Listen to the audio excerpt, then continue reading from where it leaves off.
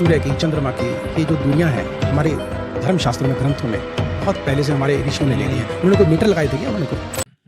और आप जैसे होते हो वैसे ही आप प्रभु को भी चूज करते हो। सीधी सी बात है। देखिए, शराबी शराब को पसंद करेगा, ठीक है ना, और जो खीर खाने वाला वो खीर को पसंद करेगा, और जो मांस खाने वाला वो मांस को पसंद करेगा, वो वैसे उसी तरफ दौड़ेगा। फिर कुछ तंत्र की गतिविधि बता सकते हैं किस तरह से, अगर जैसे वहां पे अगर बहुत पूर्व जन्म से तंत्र हो रहा है, तो जो आम लोग तंत्र करते हैं और जो मायुंग में लोग हैं वो तंत्र करते हैं, क्या उसमें कुछ फर्क? मैं बताता हूँ। देखिए, तंत्र, पहली बात तो हाँ बिल्कुल बहुत अच्छा बात कही। आज अगर मैं यहाँ से अगर सपोज कहता हूँ कि एक पालक ले आओ, आप एक पालक ले आओ, आप पालक यहाँ से लेते हो, पालक क्या वो शुद्ध है? केमिकल से भरी हुई है, उसका टेस्ट ही नहीं है। वो ऑर्गेनिक आजकल लिखा होता है, ऑर्गेनिक कुछ है नहीं। अगर मैं कहूँ कि आप मायूं से पालक ले आओ, बेशक फर्क बहुत पड़ेगा, पालक ही होगी वो, उसका टेस्ट भी अलग होगा और वैसा ही उसका स्वभाव होगा, प्रभाव होगा, उसका फल होगा। बेशक, अग्रीड। तो डेफिनेटली जो वहां पर का वातावरण है, जो वहां की जो तरंगे हैं, जो ऊर्जा है, वो नेचुरल है, वो केमिकल ही नहीं है। एक तरह से वहां का परफ्यूम जो है, एक तरह से मैं एग्जांपल, वहां का ऑर्गेनिक है, यहाँ पे क्या है? केमिकल ही सारा। तो इसलिए वहां की चीजें अधिक प्रभावी हो जाती हैं। आज भी वहाँ स्टार्टिंग में जाओगे आप, स्टार्टिंग में एक सिकरिया साहब बैठे हुए हैं, तांत्रिक हैं, जड़ी बूटियों से इलाज करते हैं और कर रहे हैं वो, और सही भी होते हैं, ऐसा नहीं है। अगर उनसे कहो कि हाँ जी के वशीकरण का हाँ वो भी करते हैं, और भी बहुत लोग हैं, लेकिन वो इतने मतलब उस तरह से नहीं करते, तामसिक तरीके से नहीं करते, वो सात्विक तरीके से करते हैं। लेकिन तामसिक तरीके वाले भी हम बैठे हुए हैं। तामसिक किस लेवल के बैठे हुए हैं? तामसिक देखिए क्या होता है कि जब भी हम किसी जानवर के द्वारा, कोई मांस के द्वारा या शराब के द्वारा या इन चीजों के माध्यम से जब हम करते हैं तो वो तामसिक कहलाया जाता है।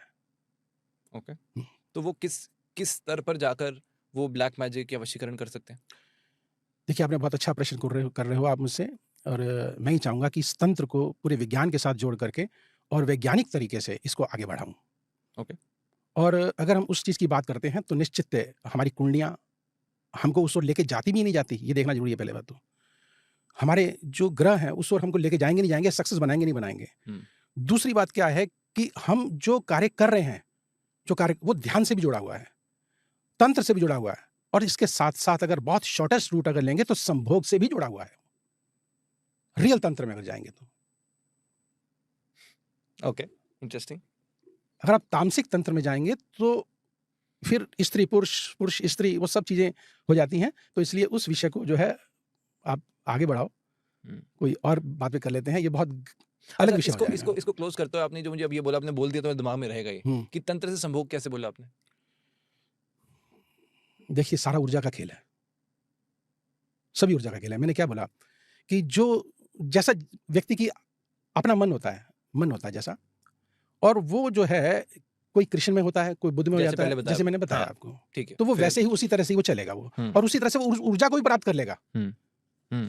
और ये शॉर्टेस्ट रूट है।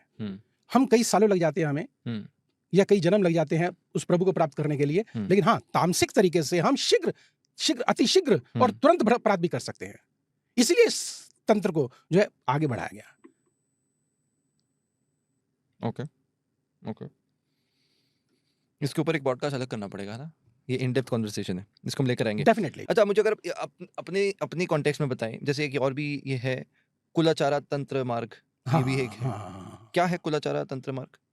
फिर आप उसी गहराई में जा रहे हो जिस गहराई में मैं नहीं जाना चाहता। क्यों नहीं जाना चाहते? कौलाचारा तंत्र, देखिए पहली बात तो कौलाचार उसको बोलते हैं जो व्यक्ति अपने आप को ही परमात्मा में मान लेता है, ईश्वर मान लेता है। और जब आप एक गुरु को जब आप भगवान समझ के पूजने लग जाते हो तो वो कौलाचार्य है। और वो जो है एक तरह से ये कह सकते हैं, कौलाचार्य जो है किसी भी मतलब ये समझो कि वो खुद परमात्मा है, अहम ब्रह्मास्मि। ओके, तो उसको हम कौलाचार्य बोलते हैं। ओके, तो जब अहम ब्रह्मास्मि की बात आएगी तो फिर ईश्वर को साइड में रखना पड़ेगा हमको, उस सिर्फ तरंगों से बात करनी पड़ेगी, उस शक्ति से बात करनी पड़ेगी। देखिए, भक्ति मार्ग अलग है, ये मार्ग अलग है थोड़ा सा। कौलाचार्य जो है एक तरह से पूर्ण भगवान समझो से आप। कौलाचार्य अगर आपके घर पर भी अगर आ गए और आपने चरण धो के पी लिए तो समझो कि आपने ईश्वर के चरण धो के पी लिए हैं। इतनी जो है एक तरह से श्रद्धा विश्वास कौलाचार्य के प्रति होता है। और ये कहाँ पर होता है ये तंत्र? मैंने अभी क्या बोला आपको, मायुंग है ना आपका, और बाकी तो आज हर घर घर में है। जिसके पास ज्ञान है, विज्ञान है, उसके पास है। समझो इन चीजों को। अच्छा, जो लोग कहते हैं कि तंत्र से ऐसी तंत्र को छोड़ते हैं, विद्या होती हैं जिससे कि कोई गायब हो जाता है, या ऐसी विद्याएं होती हैं जिससे कि कोई चीज हवा में उड़ने लग जाती है, तो प्रैक्टिकली सोचोगे लगता है यार कैसे पॉसिबल है, बट क्या जब हम इस विद्या को समझते हैं ये पॉसिबल होता है? एक चीज बताओ, आपने कहा कि गायब हो जाता है, हाँ। आपने बोला ना अभी आपको, हाँ।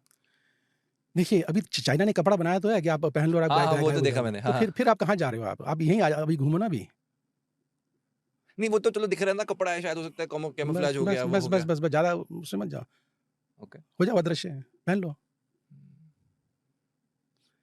लाइफ को प्रैक्टिकल जियो, प्रैक्टिकल में लाओ कि क्या है, क्या वास्तविकता क्या है।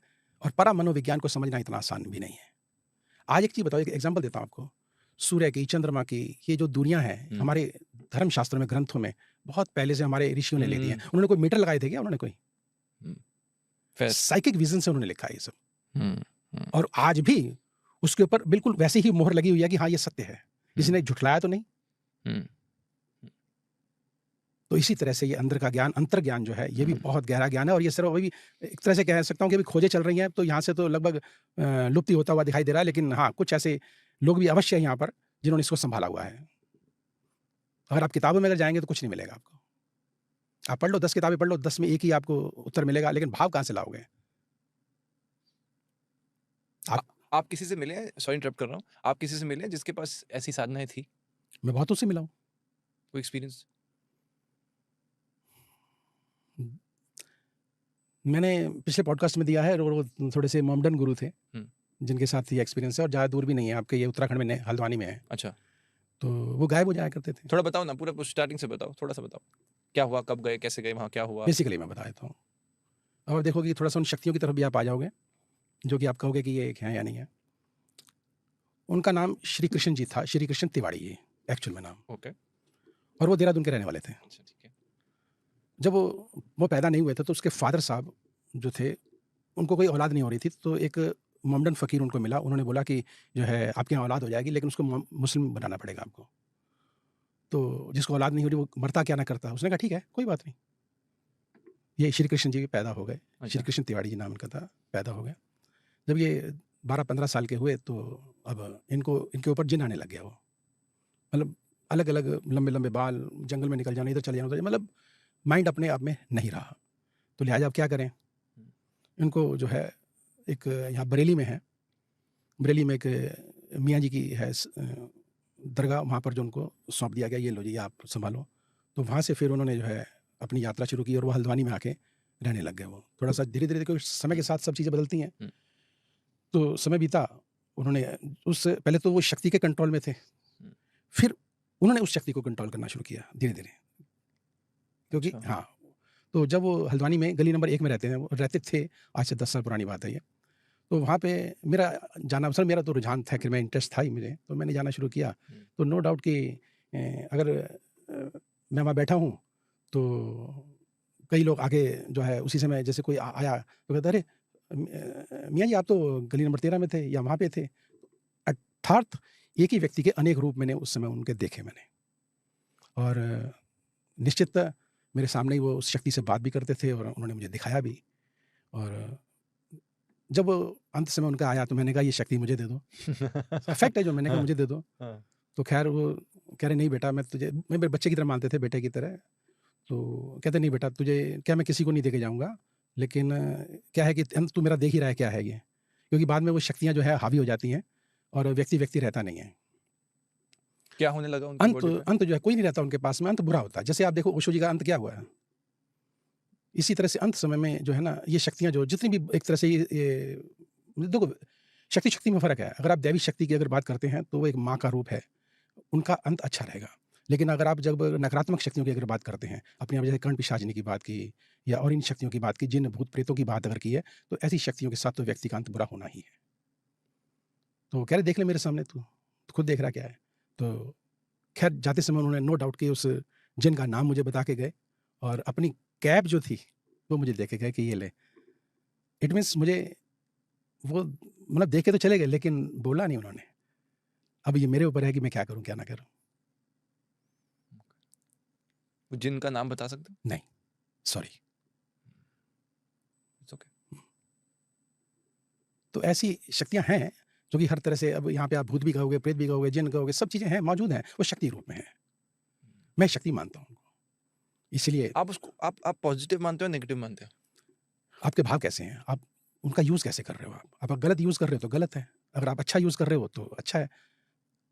अगर आप शुभ कार्य में अगर किसी व्यक्ति को लगा रहे हो, कोई बदमाशी क्यों ना सही, अगर शुभ कार्य कर रहा है तो क्या बुरा है? तो जो ये बता रहे हैं, जिन व्यक्ति की आप बात कर रहे हैं, इन्होंने उस जिन को गलत चीज़ के लिए उपयोग किया? नहीं, कभी नहीं। तो फिर उसका अंत बुरा क्यों हुआ?